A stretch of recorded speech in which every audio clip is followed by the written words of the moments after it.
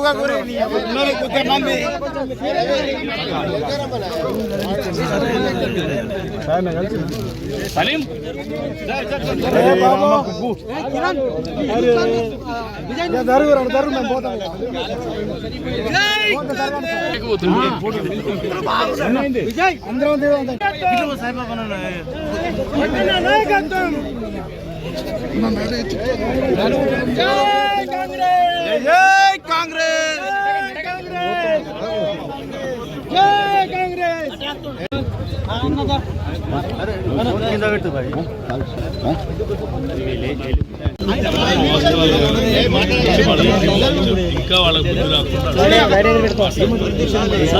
రాష్ట్రంలో పెద్ద ఎత్తున పరిశ్రమలు వస్తూ ఉన్నాయి, చూస్తూ ఉన్నారు. నాయకత్వంలో